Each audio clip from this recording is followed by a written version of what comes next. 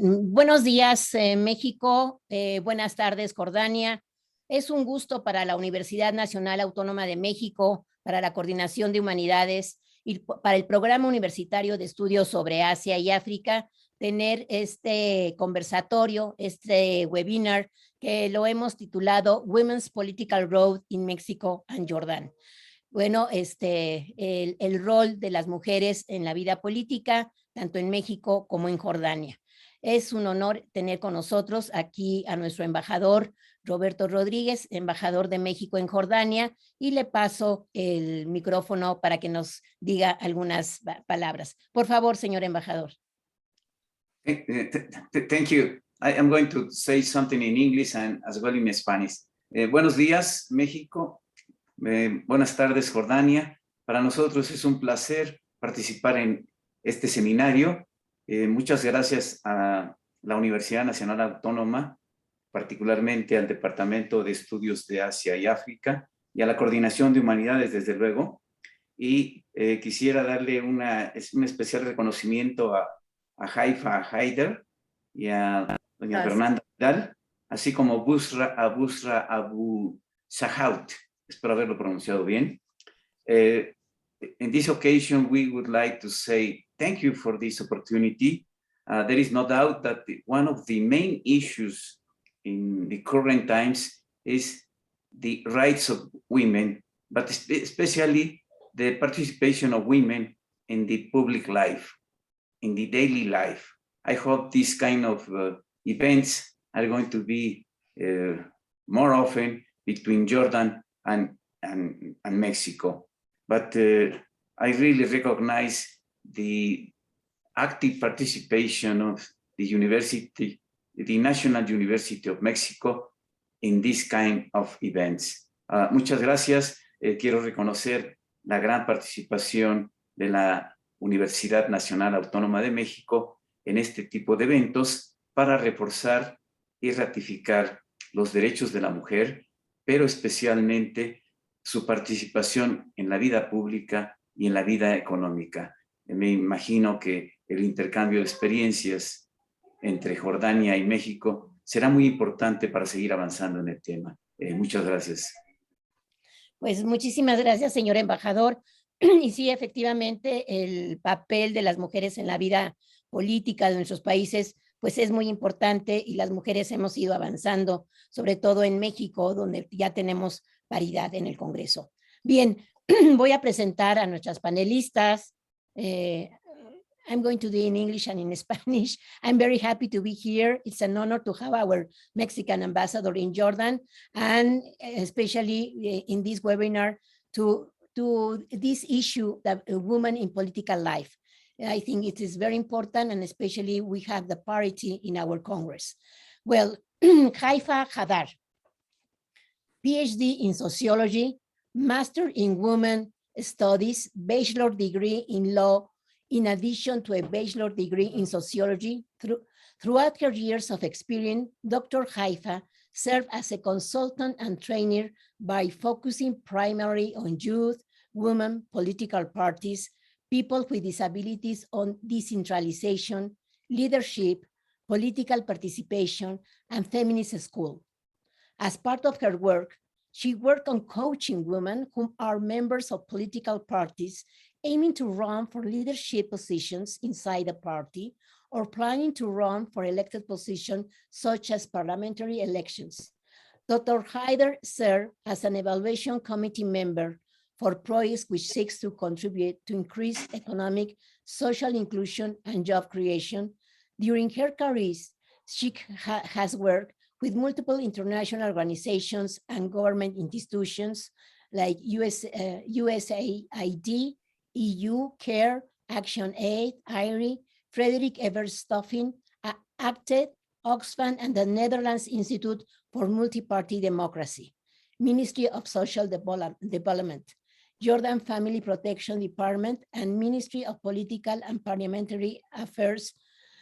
She has proudly supported, coached, and empowered women and youth whom are particularly from disadvantaged and vulnerable groups in Jordan, Libya, Bahrain, Iraq, Lebanon, and Tunis. Welcome, Haifa. Thank you so And much. then I'm going to Thank you. present Fernanda Vidal. She has a master's degree in scientific research methodologies and a PhD in political science, both from the Department of Politics of the University of Sheffield. She currently works as research professor at the Pan American University Campus Mexico and as the Secretary of Investigation of the Communication School. Furthermore, she is a member of the National System of Researchers, Level 1, the Political Studies Association, the International Political Science Association, the Mexican Association of Political Science, the Midwest Political Science Association, the Southern Political Science Association, and the Latin American Studies Association. Moreover, she is a deputy member of the United Nations High Panel for the Economic Empowerment of Women. Between September 2013 and August 2015, she worked as a postdoctoral fellow at the UNAM's Institute of Legal Research. In this institution, she carried out the project entitled Vulnerable Groups, the Access to Electoral Justice for Women and Indigenous People in Mexico. Besides, she performed as a professor at the Technological Institute of Superior Studies of Monterrey, Campus Santa Fe, the Faculty of Political and Social Science of UNAM, and the Policy Department at the University of Sheffield, UK. Her lines of research include contemporary transformation of the state, international prospects and political social studies with a gender perspective. She is the author of various works, highlighting the book, Women in Mexican Politics, a study of representation in a renewed federal and democratic state, 2017, among others. Welcome, Fernanda. Thank you. Then, thank you very much. Bushra Shahout, human rights, public freedoms, elections and gender equality, and women empowerment expert.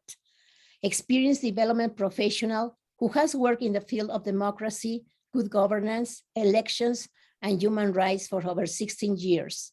Brings a breadth of experience in institutional development, strategic planning, capacity building, and research through work with national institutions such as the Independent Election Commission of Jordan and the National Center of Human Rights, and international organizations such as the National Democratic Institute and United Women Jordan.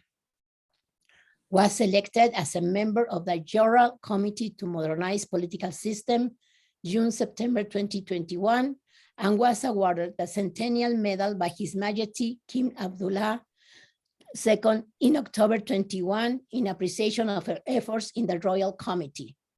Currently holds the position of political participation and leadership, especially at United Nations Women Jordan Country Office, focusing on legislative reform, policy development, women's political participations, and women's access to justice. Well, welcome, Bushra, and then we will begin with, I give the floor to Haidar, Haifa Haidar, who will present the topic, Women's Political Role in Jordan. I give you the floor, Haifa, please.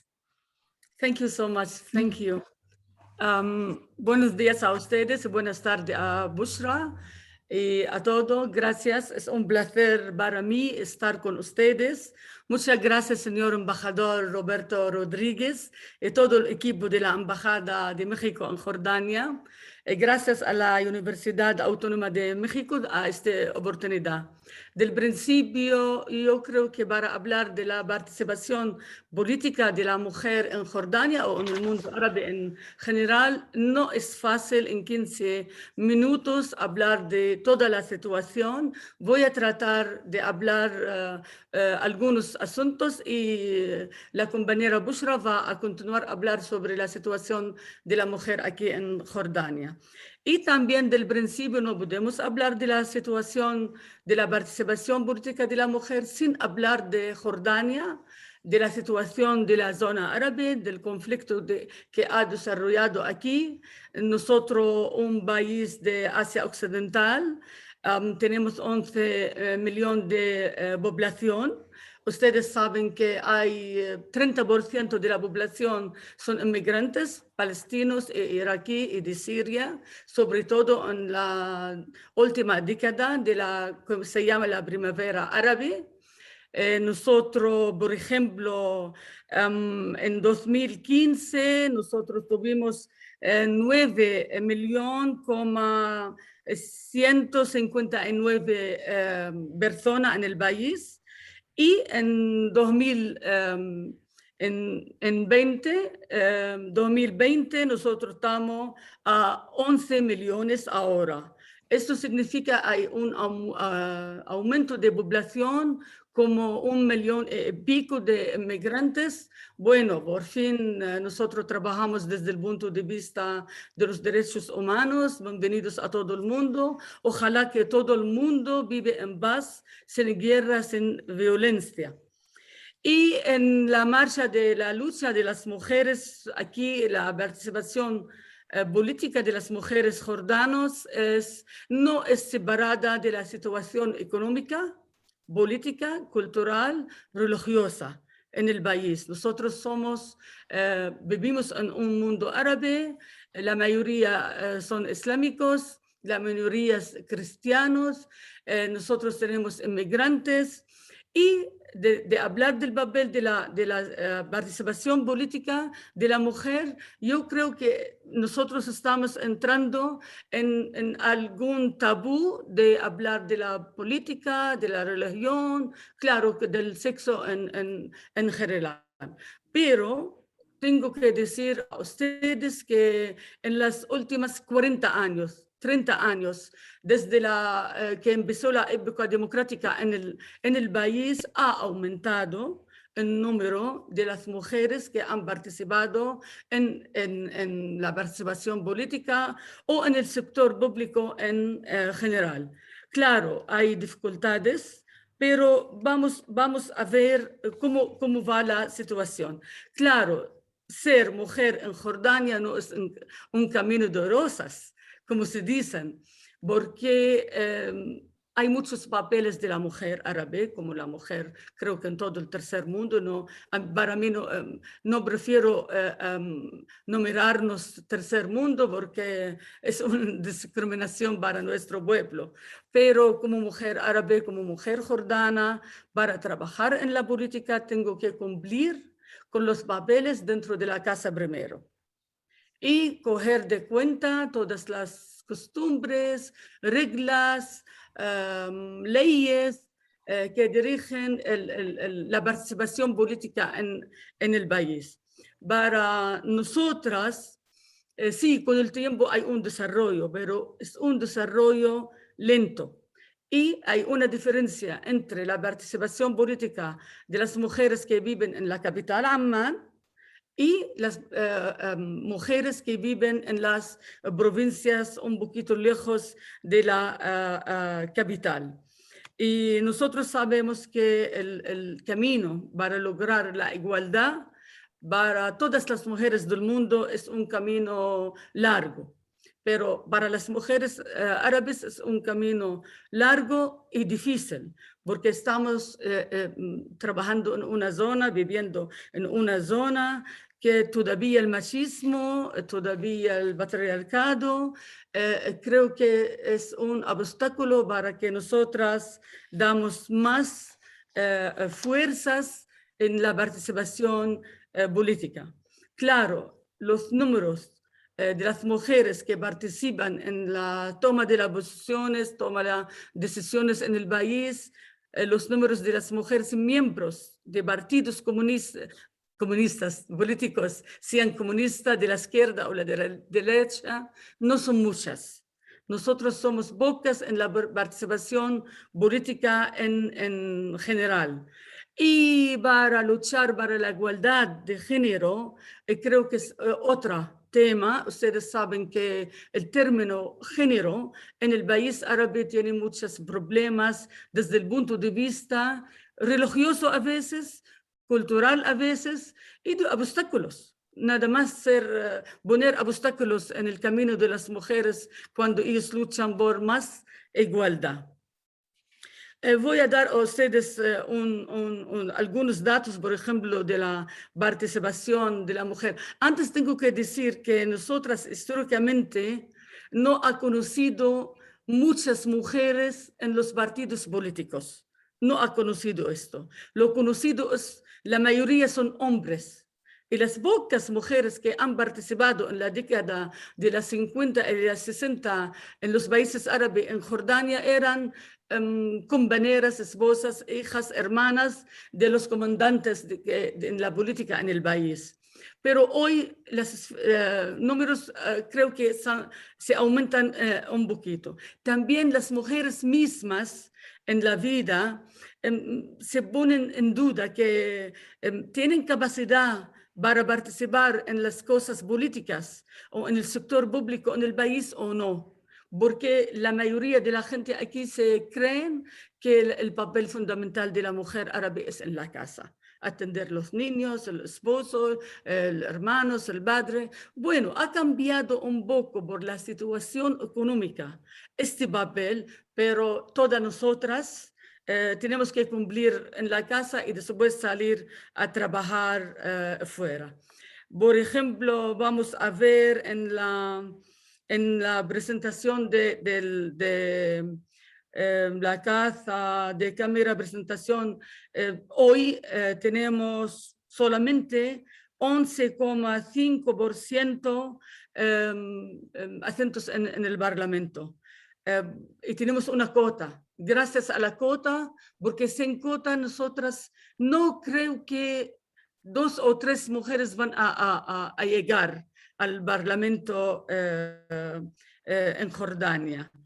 Y imaginan ustedes los números de los años 2016 de la participación de la mujer, por ejemplo, en el Parlamento, son mucho más mejor de los números del 2020.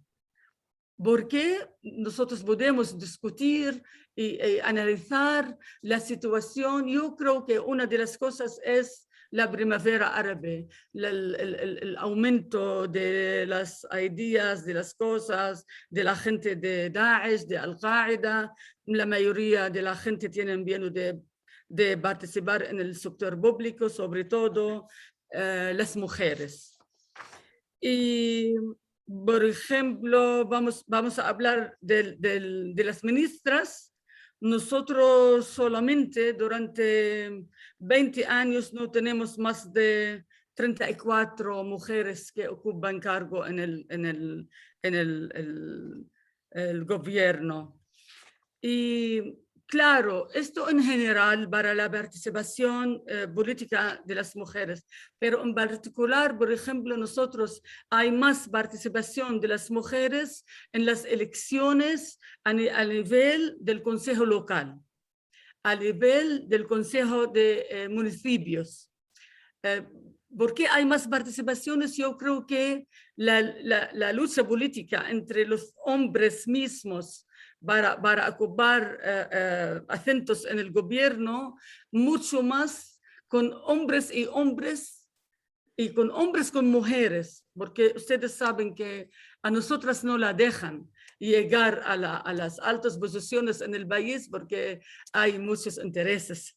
Allá, intereses económicos, políticos, no sé, el señor Roberto está riendo porque él sabe muy bien. Él es un activista en Jordania, de verdad, amigo de nosotras aquí. Y en los últimos 5 minutos voy a hablar con ustedes sobre la violencia política adopta y ocurre contra las mujeres activistas y las mujeres que quieren participar en este, por ejemplo, en las últimas elecciones o en general, nosotros sabemos que la violencia política toca a la mujer en la esfera pública y en la esfera también personal, y sobre todo en las redes de medios de comunicación como el Facebook, el WhatsApp y otros. Voy a dar datos a ustedes, un ejemplo de una evaluación de las mujeres que participaron en el año pasado en las elecciones parlamentarias, para anotar su nombre nada más anotar su nombre con una mujer en el proceso de registro del censo electoral, 48,7% de las mujeres dijeron que el proceso era excelente. No hay problema para ir y registrar. Como una mujer quieres participar del principio en las elecciones. 40% dijeron que era bueno, más o menos bueno, pero hay 21% de las mujeres que dijeron que el proceso era muy mal, que habían sufrido un tipo o dos tipos de violencia política cuando fueron a registrar su nombre allá. Yo creo que el obstáculo más grande para las mujeres a participar en la esfera política, a pesar de las condiciones objetivas y subjetivas en el mundo árabe y en Jordania, a pesar de las tradiciones aquí en el país, a pesar de COVID-19, es el obstáculo de la causa que está relativo con la independencia económica de las mujeres en comparación con los hombres. Los hombres tienen más gastos, más dinero, más fondos que la mujer. Y como mujer árabe aquí, lo primero para mí es el dinero costarlo en la casa, en las cosas de educación de mí, de mis hijos, las causas de alimentación. Por eso yo creo que la causa de la independencia económica es en primer lugar ella lo que nos deja a nosotros mantener más papeles en la participación política, en la esfera política en el país. Claro, para mujeres, nosotros en las redes de medios de comunicación, el año pasado, como había COVID-19, todas las mujeres que participaron en las elecciones, su actividad era en Facebook o Twitter o WhatsApp. Y yo creo que hay un tipo de violencia que ocurrió por allá contra las mujeres que han participado como diputadas o van a dar su voto para otras mujeres o hombres. Ustedes tienen que saber también que en Jordania la mujer todavía, hasta hoy, bueno, hay pocas que tienen la independencia de su decisión quién va a elegir en las elecciones, pero la mayoría todavía están relacionadas o dependen de la opinión del esposo o el padre o el hermano o de la familia en general. No sé qué... Eso, voy a dejar para la compañera Bushra y que hay algunas preguntas. No sé que el tiempo es suficiente o coge más tiempo. Gracias a ustedes. Muchas gracias. Sí, Haifa, yo creo que ha sido muy interesante y quizás Gracias. Al final podemos tener mayor tiempo Sí. para la discusión. Sí. Le doy la palabra entonces a la doctora Fernanda Vidal. She's going to present Women's Political Role in Mexico. Fernanda, please. Thank you very much. Let me start sharing my presentation. Good. Okay, so thank you to the organizers for having me here with this special group of women, and especially to Professor Girón, who is always keen on creating these spaces for us to talk about women's empowerment. And in this case, I'm going to talk about women in politics, the progresses that we have made and the challenges that we still face. So in Mexico, the struggle for women to get presence and to become present in politics can be traced back to the independence movement and later on to the revolution movement. But in spite of being present and active participants of key moments in time, and especially in the foundation of the Mexican state, Mexican women were denied citizenship. It was not until 1953 that women were granted the right to vote and be voted. And from that point forward, several things happened. For example, Aurora Jimenez was elected the first federal deputy in 1954. Maria Lavalle Urbina and Alicia Arellano Tapia were first elected senators in 64. And in 65, the first woman chaired the Senate. And in 66, it was Luz Maria Saleta who chaired the Chamber of Deputies. From that point forward, women were being seen in the different branches of government.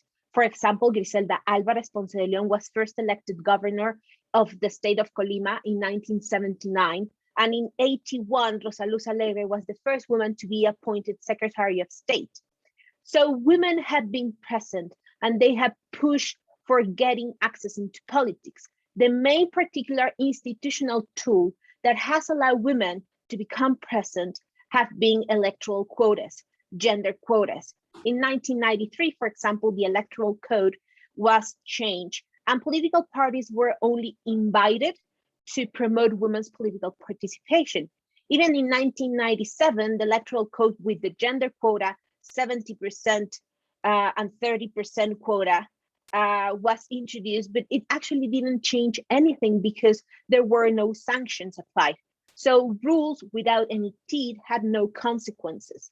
It was until 2002 that the Electoral Code with the same quota became mandatory and sanctions were introduced. So in 2003, the 2003 election can see the consequences of having rules with teeth. And we can see how there was a substantial increase in the number of women present in the Chamber of Deputies.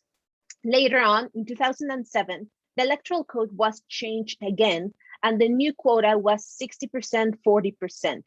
And also it became mandatory to introduce a quota in the proportional representation lists, meaning that in every 5 seats, 2 at least had to be filled by women. So political parties were forced to comply with the quota in 2009.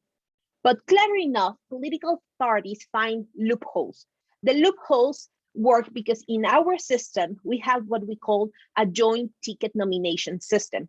We don't have, for example, bylaws, and we don't have special elections to fill seats that are empty. What we have is that when one person is elected, a substitute, it's part of the joint ticket system. So in 2009, what political parties did was that they nominated women and they put a man as a substitute. So when women got the mandate, they immediately resigned and the men took the place. In this case, those men were the husbands or siblings of the women that were elected. These women were become to be known as Juanitas. So in 2011, the Electoral Court decided to rule that all joint ticket nominations have to be filled with people of the same sex. So if you were nominating a woman, the substitute had to be a woman as well. So in 2012, what we can see is the significant increase of the number of women present in the Chamber of Deputies. For the first time, this joint ticket system, we filled with women as propietarios, as we call them, the people that get elected, but the substitutes had to be women as well. So we were closing the legal loopholes. And later on, in 2014, the electoral law was changed and gender parity was successfully approved. This meant that parties had to nominate women in an equal number of places than men for all federal and local legislative elections. So what we can see is that in a period of 18 years, the Mexican electoral system would be transformed from having non-mandatory gender quotas with no sanctions for non-compliance to have gender parity in all legislative nominations across the country.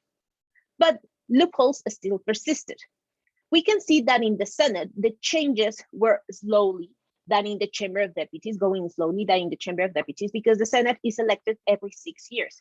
But what we can see is that the quotas and later on gender parity was actually working for women, and women were becoming present, at least in the legislative branch. But as I said, loopholes persisted. And because loopholes persisted, the answer was to design a more complex system. So what we have today in our legislation are different forms and concepts of what we call gender parity. We have vertical gender parity, we have horizontal gender parity, we have transversal gender parity, and we have total gender parity. Vertical gender parity means basically that all political parties have the obligation to nominate women to have of their lists, either in local elections and in federal elections. Horizontal gender parity means that parity must be applied territorially. This means that parties must guarantee that from the total number of seats or nominations that they have, 50% are going to be allocated to women, regardless of the type of nomination. And as for transversal gender parity, this is in the case where we have unipersonal mandates or where sipping lists cannot be created. A sipping list means that you alternate women and men on the lists. And unipersonal mandate means executive positions. So when you cannot impose a gender quota in these kind of positions, what you have to do is alternate between women and men nominees in each election. So for example, if today I nominate a woman for an executive position, in the upcoming election, I have to nominate a man. Later on in 2019, total gender parity was approved.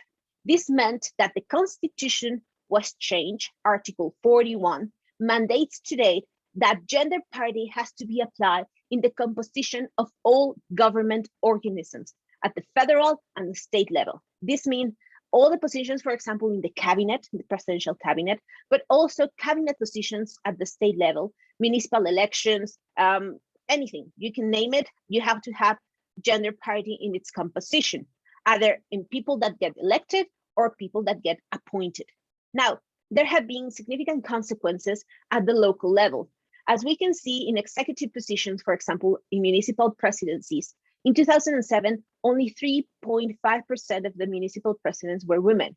And in 2021, 22.2% of these positions were filled with women. The same happened with the secretaries of the state. Later in women local elected positions, the change was more evident as the number of councilor, trustees, and deputies, what we call síndicos, regidores, and local deputies, also increased significantly. But even if women are becoming present, and even if women are, in terms of numbers, increasing their presence in every government body, we still have significant challenges for a democracy with equality. And the challenges that we face today are usually created because we have designed a more complex system, but also because we have embedded practices that basically discriminate against women, and because we still face violence against women and children. So in terms of what we have to do is that we need to start thinking about going beyond descriptive representation, meaning numbers, and think about substantive representation. Are these women actually representing women?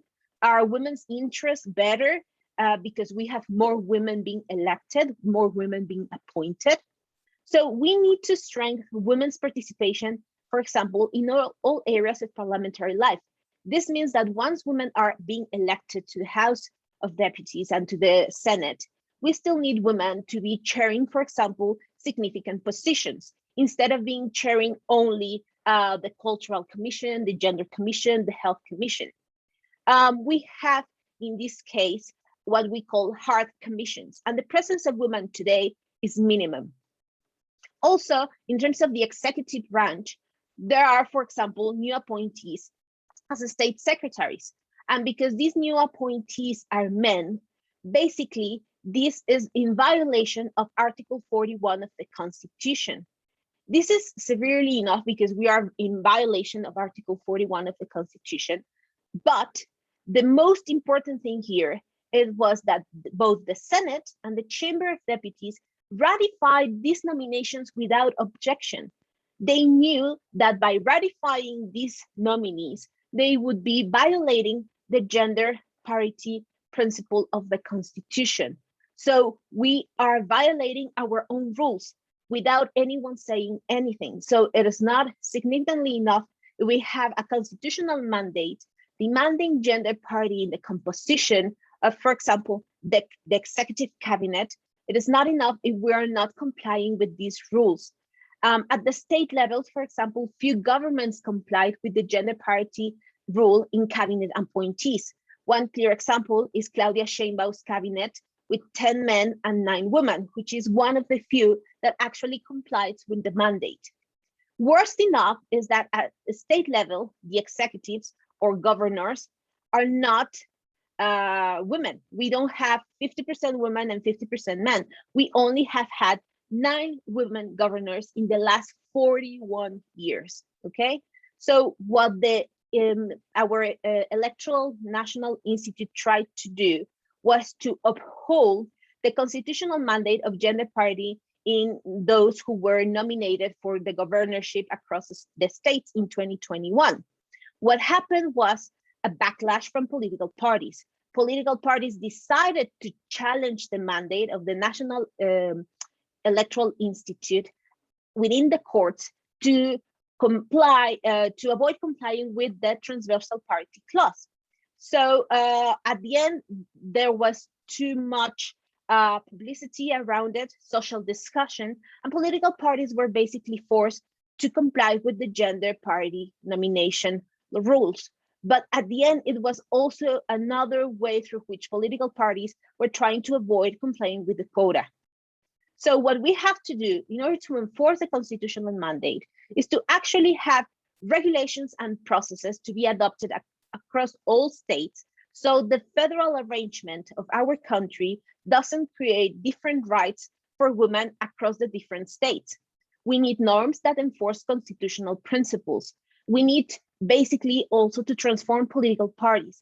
Political parties are institutions that internally have not changed with the transformations of the institutional system. We have political parties who are the main gatekeepers to politics, still working with archaic rules. This means that political parties within their own internal rules have not changed, and they still do not include, for example, gender parity in the composition of their own organs. So we have to change political parties in order to transform those institutions that are actually looking for the loopholes in order to avoid complying with the constitutional mandate of gender parity. And we also need to establish and review codes of conduct within all government agencies. So we need to include sanctions for non-compliance. So if the Senate and the Chamber of Deputies are upholding nominations to create a cabinet where women and men are not equally represented, we need to have sanctions for those people that are not complying with the law. Thus, this means changing the administrative responsibilities general law in order to adopt sanctions that actually apply to those people that are not complying with constitutional mandates. We need to have inclusion, diversity, and we need to find a way to include the idea of identity politics in the design of our institutions. So institutional design must account for social differences. Laws must be equally created to protect women across the states, but also to understand that women are not a homogeneous group. We have identities that must be taken into account. This means that indigenous women, LGBT+ groups, rural and the urban dichotomy, and the age differences have to be taken into account whenever we design institutions. So are women leading Mexican politics? Yes, they are doing so. But the question that remains is how well or not women's interests are being represented or guaranteed by the women that are getting into politics. Thank you very much. Thank you, Fernanda. Very interesting, the things that you had. We have to learn a lot about and make change in our constitution. Well, and now you give the floor to Bushra Shahout, also about the same issue, women's political role in Jordan. Please, Bushra, you have the floor. Thank you very much, Alicia, and good evening from Amman. Good morning to you in Mexico, Mr. Ambassador Roberto Rodriguez. It's a pleasure being with you, Your Excellency. Fernanda and Dr. Haifa, thank you very much for the very interesting presentation. I'm sorry, Dr. Haifa, I didn't understand most of your presentation, but at least we had the chance to coordinate yesterday.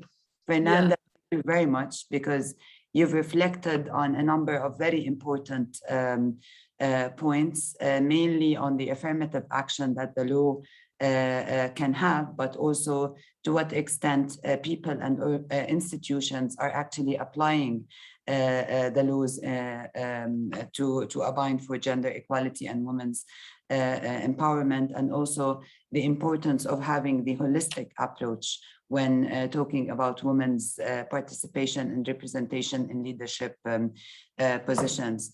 So I hope my presentation would also add to what you've mentioned and what Dr. Haifa has highlighted with regards to the situation in Jordan. But first, and since I represent UN Women in this seminar, and particularly UN Women Jordan Country Office, allow me just to give you a brief description of what we work on.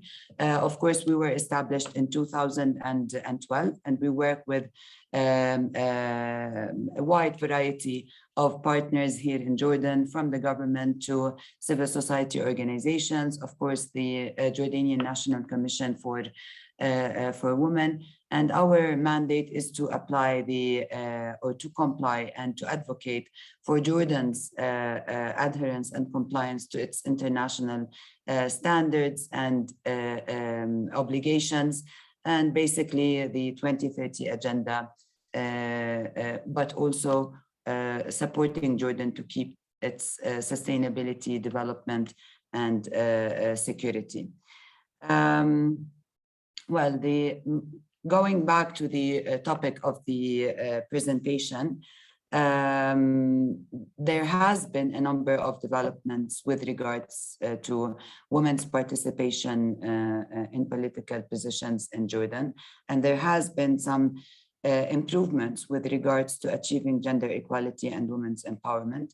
But unfortunately, we all know and understand that the path is still long, and that a lot still needs to be done. In the international indices, for example, Jordan ranks 131 out of 156 countries on the World's Economic Forum 2021 Global Gender Gap Report.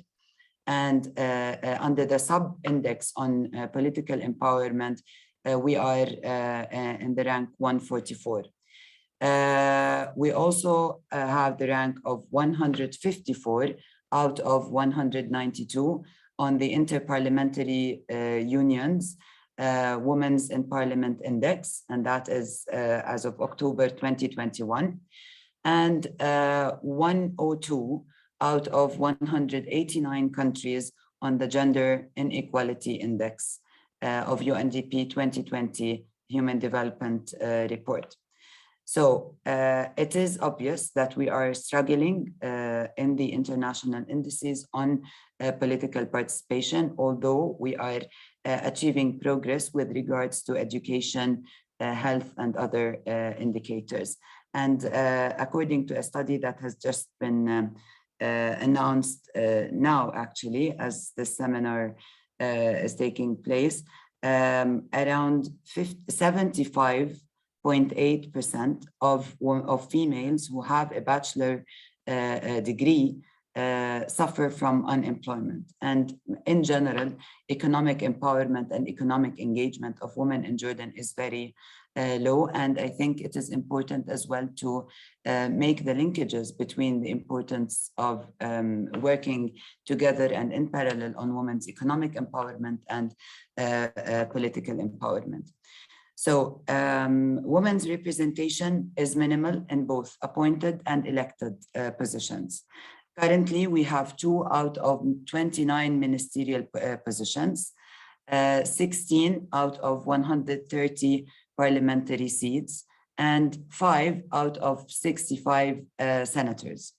At the local level, none of the 101 directly elected mayors in Jordan was a woman.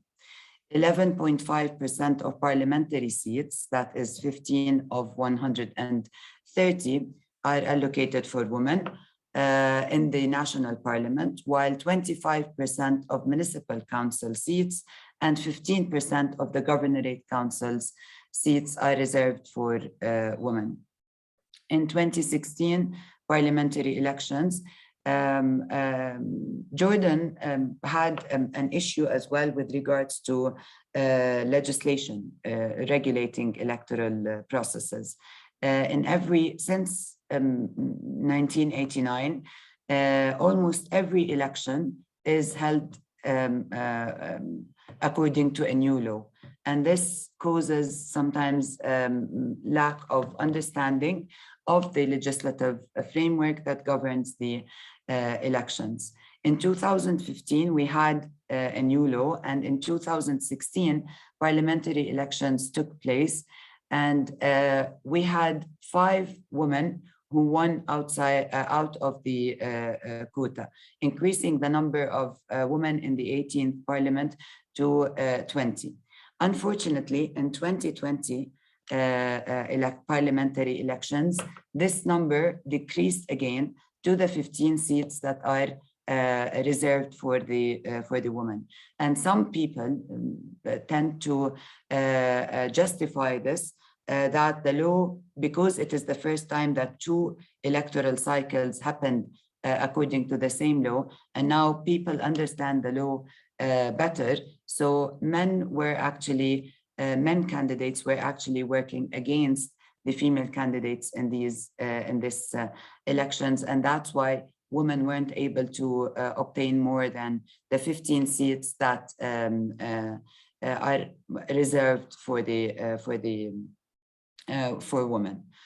Now the number of female candidates is increasing.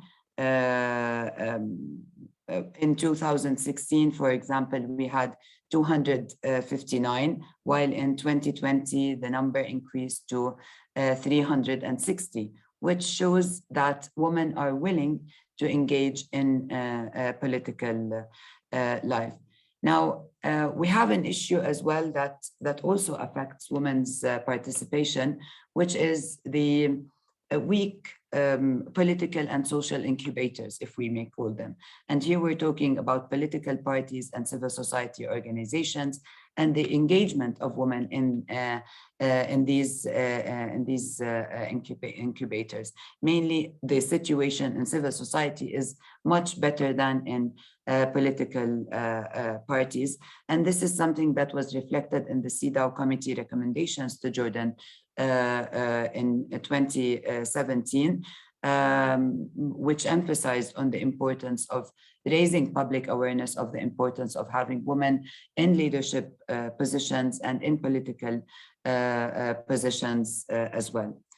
Now, allow me also to explain a little bit about the structure, the institutional structure that Jordan created for gender equality and women's empowerment.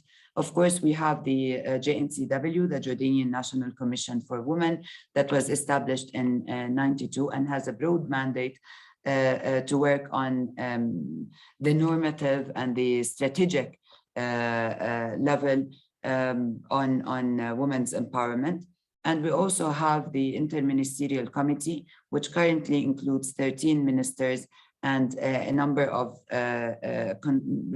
relevant institutions. And these organizations work in parallel to try to improve the situation. And as the country is entering its second millennium, and in an attempt to address the challenges facing women's active engagement in public life, His Majesty King Abdullah established a royal committee to modernize the political system. And the committee, it was established in June 2021. It included 92 members. It is the largest in terms of number in the history of Jordan, and the longest in terms of period. It had a time frame of 4 months. And of course, members came from different backgrounds representing civil society, the different governorates in Jordan. And its mandate was to come out with a draft elections law, a draft political parties law, proposed constitutional amendments, amendments or recommendations to improve decentralization and local administration in Jordan, on the basis of enhancing or increasing public participation in decision-making position, in addition to recommendations for youth and women's empowerment. So it was obvious that there is political will, there is commitment towards women's enhancing women's engagement in the public life. And this committee was then divided into 6 subgroups according to the mandate. And there was a subcommittee on women's empowerment, and it identified 54 general recommendations in addition to the specific legislative recommendations that were included. Most of them were included in the draft laws that came out of this committee. There were 54 general recommendations that were considered as requirements for creating an enabling environment for women's full and effective engagement. And they were included in the outcome document, in addition to, as I said, the recommendations related to the legislative part. Now, these recommendations can be classified under a number of areas. First, of course, the legislative amendments that guarantee women's empowerment. And here we not only addressed the discriminatory legislations, like clear articles that include discrimination, but also some articles that actually affects indirectly the mindset and enhances the stereotyping of the roles of men and women in society. One example, the current elections law actually says that the parliament, the number of seats of the parliament is 115 seats, and then a separate article says there are 15 seats that are allocated for women. So when someone reads these articles, he or she would say, okay, these 15 seats are separate. They are not part of the parliament. So even these articles that have some indications of discrimination, we try to address them in the draft laws and the draft amendments. The second area is the importance of empowering institutional and procedural and policies related to gender equality and women's empowerment. In Jordan, we have a number of strategies currently, or most recently, the National Strategy for Women for the years 2020-2025, and the Gender Mainstreaming Policy, which is the first government policy that aims at integrating gender in all the work of government institutions. So it is important to work on implementing them in order to guarantee achieving the results that we want. Again, the economic empowerment that supports and enhances women's engagement. And we also tackled 3 areas, or the Royal Committee also tackled 3 areas that are related to women's empowerment and creating the enabling environment, which are the role of the educational system and its impact on women's engagement, and the roles of men and women, the gender-sensitive media system, in highlighting the challenges that women face, the successes that women achieve, and in positively having a positive impact on the general mindset and the cultural and norms that affect women's engagement. In addition to the social protection system and the importance of improving and enhancing women's protection and women victims of violence or discrimination. And here we're talking, when talking about violence against women, it is important as well to highlight and shed the light on violence against women in politics, which is an area that not only affects the victim, the direct victim, but also affects young females, other females who might be discouraged because of the experiences of other women in political and leadership positions. So this was an intention to have these reforms. Of course, currently we are in the state that the Royal Committee finalized its work.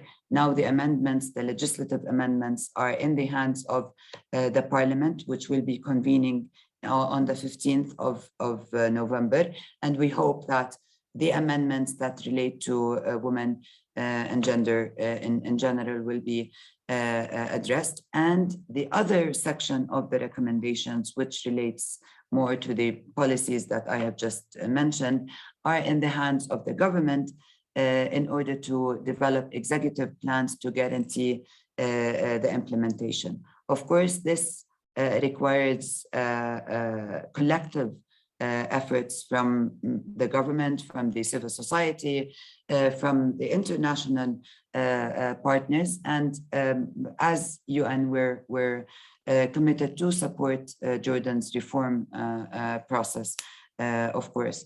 And before I end, I would like to just highlight one important constitutional proposed amendment to the Constitution, which included an article specifically on women. It's an article that states the state obligation towards the empowerment of women and enabling women to play an active role in society on the basis of equality, justice, fairness, and it guarantees also the state's obligation to protecting women from discrimination and all forms of discrimination and violence. And this is the first time that in the Constitution of Jordan that a specific article on women and the importance of their engagement is included. So we are currently observing, we're providing technical support. We hope that this would positively affect the engagement of women. Of course, there were amendments also to the political parties law that, if endorsed, would encourage political parties to engage more women, not only engage them in numbers, but also to guarantee their representation in leadership positions in the political parties. So this is in, I don't want to take more time, but I hope I've complemented what Dr. Haifa has presented. And as I said, we are currently observing and hoping that things would change in the future. Thank you. Thank you, Bushra. I would like to highlight some things that you have bring to us. And one of the things that I was thinking, well, how important is the relation between economics and politics and economics? And well, I am economist, and one of the things that I have been in on all these years is that to give an employment to a woman is the only way to empower women and also to change cultural especially our culture.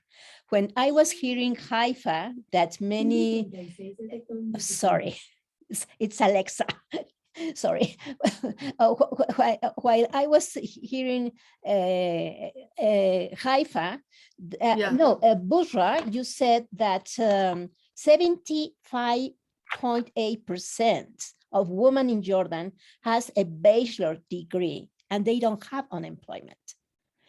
And when you don't have when you don't have employment in our countries, we have to see, the question is why we don't have employment? And we don't have employment because in the last years, I think maybe in the last 3 decades, we have had austerity policies. And after the great financial crisis, after 2008 and 2009, all the austerity policies decrease the employment and also increase poverty. So when Haifa said that you have between 9 million and 18 million migrants from the other countries, and they are related to the spring the spring Arab Revolution that you have, I think it was 2010, 2011. This means that all these peoples are trying to have a better opportunity in your country. And the thing is that how you can give an employment, not only to the Jordan people, but also to the Mexican people and also to the migrant people. And the answer is that you have to change your monetary and fiscal policies. If you don't change that, you will never empower your women, and you will never increase your GDP, and you will never have a sustainable development in our countries. So the things is that Fernanda has pointed very well how Mexico has increased the participation of women, but when you see the global gender gap, we have increased a lot. We have win a lot in women political empowerment. But if you see the participation of women in the labor market, you will see that after COVID, but before COVID and during all these pandemic months, women has reduced that participation in the labor market, but now we have increased the poverty. So how can you, it's not the way to return to develop, to have a better development is not only to vacuum all the people. You have to improve, especially in care economy. And care economy is the only way to change your cultural things, because care economy, at least now in Mexico, the Women Institute, also with United Nations Mexico and ECLAC, CEPAL, are working, and also in the Senate, they are trying to work a national system, Sistema Nacional del Cuidado, national care system. If we win that in the Senate, and they also approve all these national care system, you will give employment to many women, because care is not only to take care of your grandchildren or your children or your old people or your parents or the uncle. Care economy means many things. That word care means a lot of things, and also it's also to respect nature. So I think we have seen many things, and I think Mexico give lessons. The presentation of Fernanda will give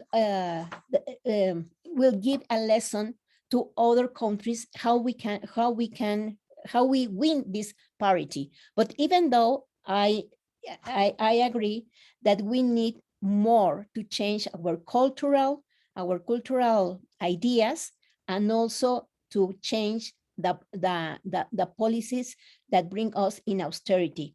It is incredible when you were talking, Haifa, about how all these women don't have employment. Well, I was just hearing, well, that's Mexico. And the third world, because now we are emerging countries, but we are in the same, because the third world also you have also in United States, also in the European countries, also inside China, who is the second economy, But the third world, instead of reducing this concept of the third world, we have increased a lot. And now we have to change this, but we will change this about economic policies, and especially political, fiscal, monetary, and financial policies. So I give the floor, and I would like, we have minutes, so we can, if you will like, there's some questions. I'm going to read it. This is, ¿qué es más difícil para la mujer en sus naciones? ¿Las restricciones políticas o las religiones? What is more difficult for your nations, political restriction or religion restriction? Then which of the two countries has more violence against women, against political violence? And then, ¿qué acciones han propuesto para reducir la violencia contra la mujer en participar en política? Which actions have you taken to reduce violence in front women, that are participation in politics? And then, ¿en cuál de los dos países hay más casos de violencia contra las mujeres que participan en política? Es la misma pregunta. ¿Y qué acciones han propuesto para reducir la violencia? It's the same question. So, Haifa, would you like to say something in those questions, or bring another ideas? Sí, gracias. Thank you so much. Yo creo que es muy importante. Gracias para todos y todas. Gracias a Bushra. Yo creo que las preguntas son muy importantes. Yo voy a empezar. Hay dos preguntas, yo creo que voy sobre los derechos de las mujeres refugiadas en Jordania. Hay una pregunta sobre sí, las mujeres refugiadas en Jordania de ninguna manera tienen derechos de participación en la causa política. Es por la ley. Eso solo por la ley para los habitantes jordanos, mujeres y hombres. Los refugiados de ninguna manera no pueden participar en la esfera política del país. Claro que sí, porque pero hay que hablar sobre dos tipos de refugiados en Jordania. Los refugiados palestinos, a través de la guerra del 48, que salieron de Palestina hacia Jordania, son ciudadanos jordanos. Tienen los mismos derechos de los jordanos. Pero hay refugiados palestinos que no tienen derechos, no tienen número nacional, como decimos, son pocos. Y también los refugiados iraquíes y de Siria no tienen ningún tipo de derecho de participar en la esfera política del país. Esperamos que todo el mundo regrese a su país en paz.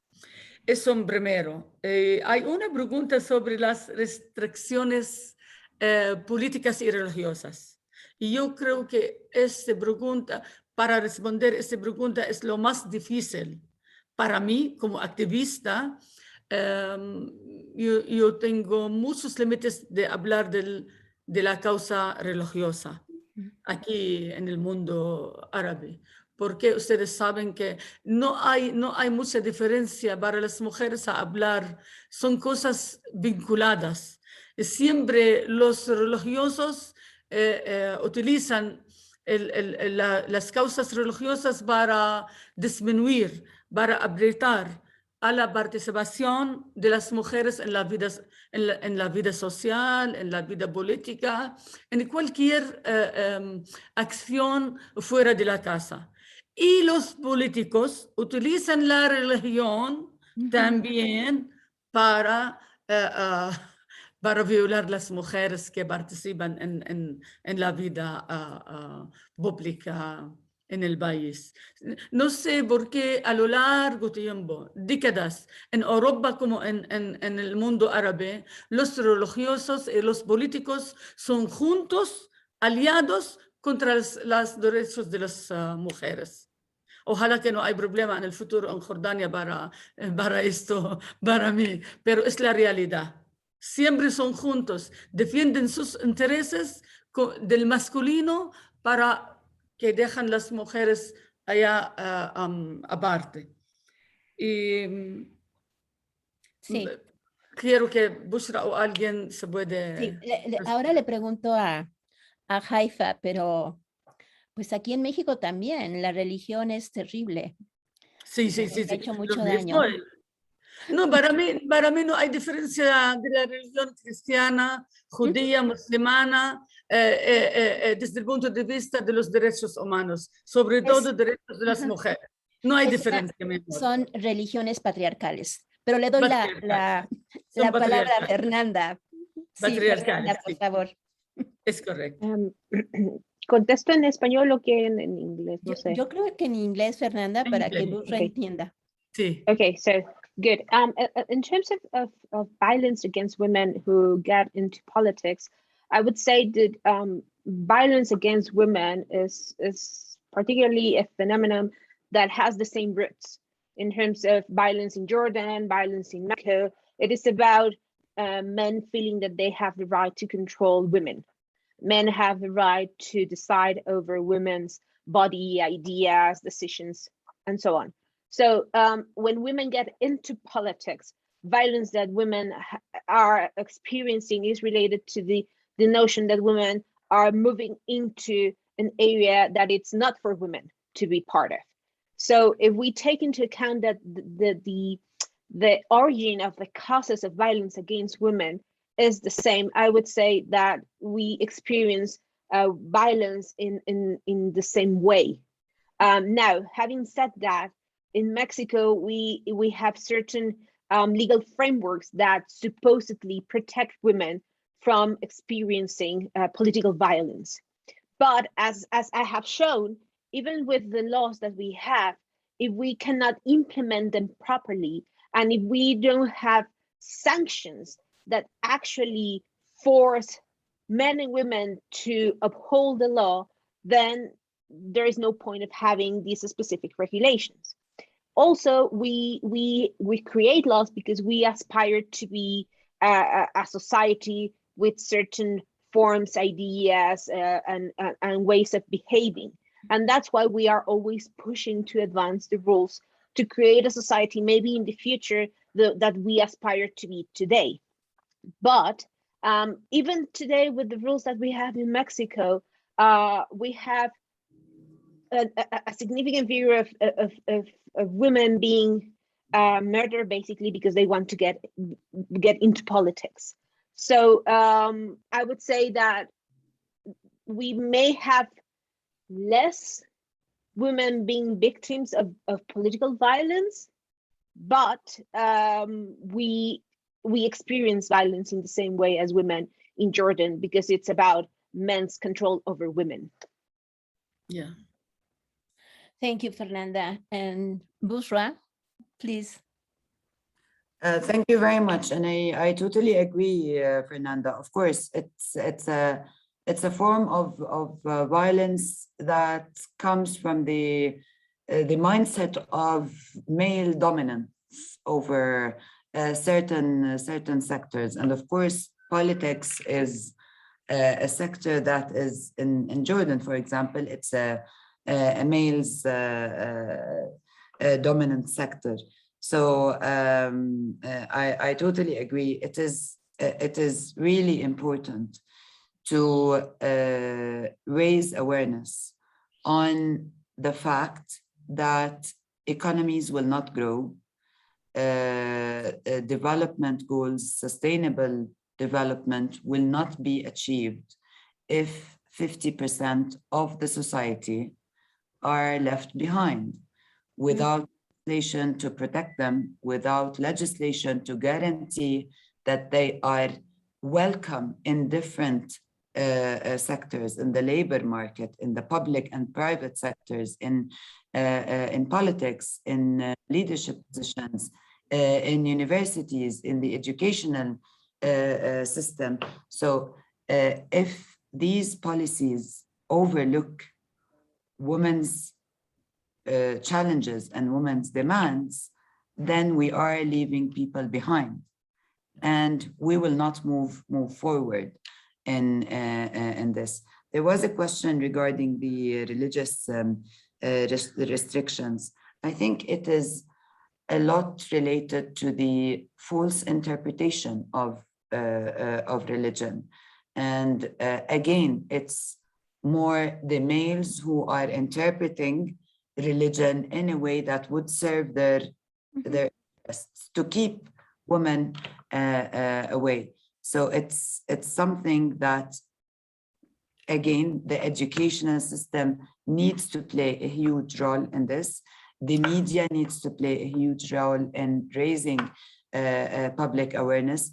And I think there is also a need to identify change agents and ambassadors for positive change among religious leaders, among tribal leaders in some areas in Jordan, among public opinion influencers, to be able to guarantee that women are accessing their rights that are enshrined in legislation and in Sharia, because in many cases, the violations are related to, as I said, false interpretation. Like, for example, in inheritance, many women are forced to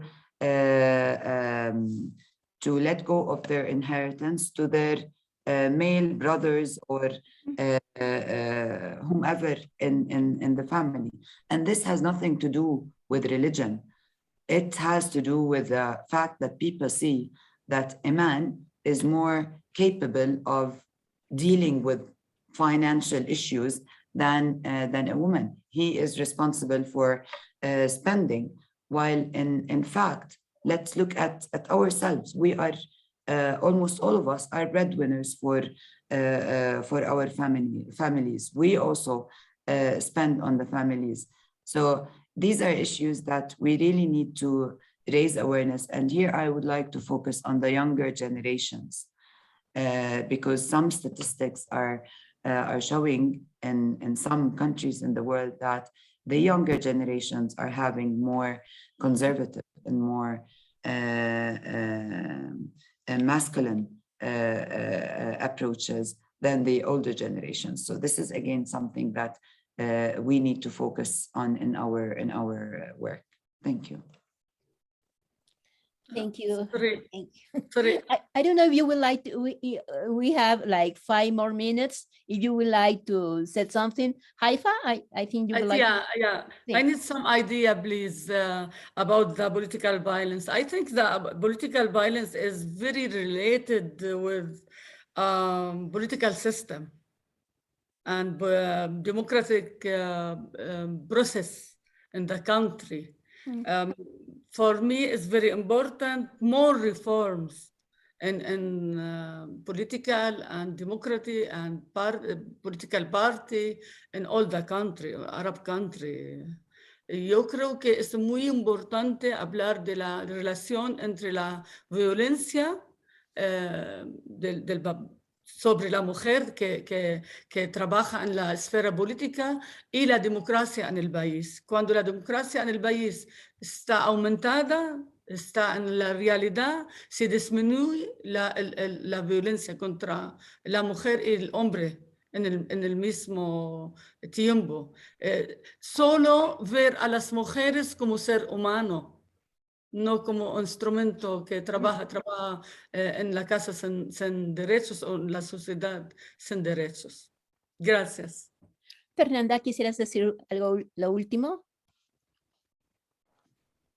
Yes, I think that in the case of Mexico, even though religion is not playing an obvious role in the ways it mixes with politics, because we separated the role of the church from the state several decades ago, it is embedded in society.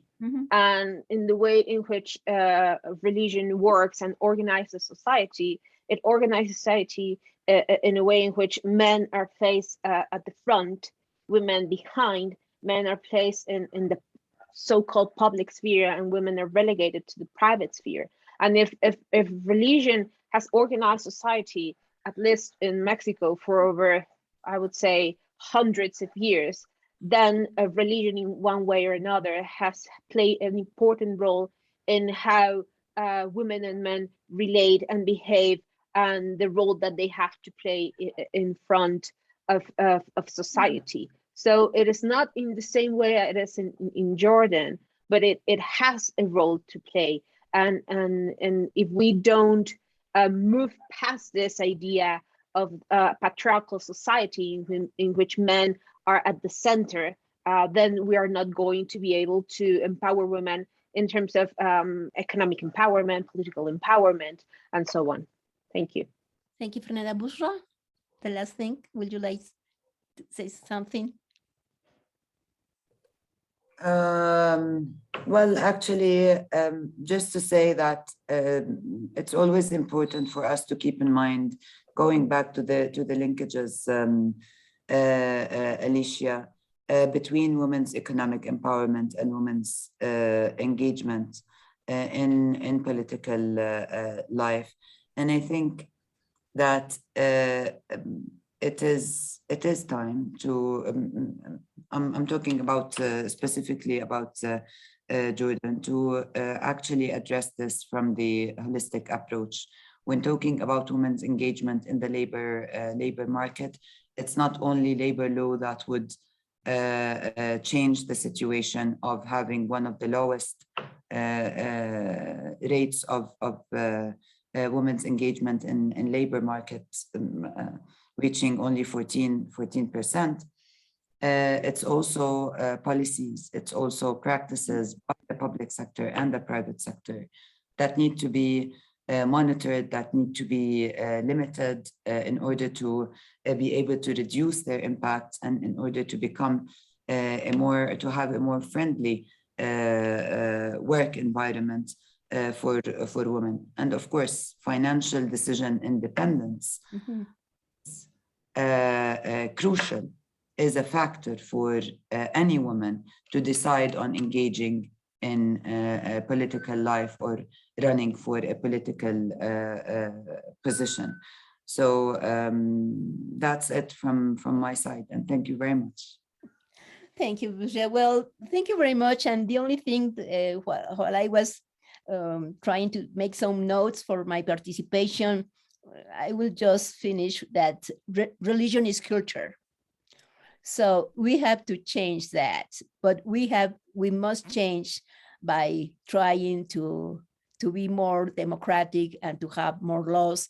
But especially, I think that when woman has an income, it's not in the formal or in the informal sector, she will have the time and the decision to choose what she will do with that money. And that is very important, because that makes you free.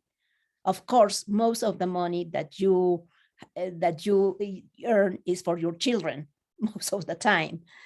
Even you never have time for yourself. But all the money, Alicia, goes for the children.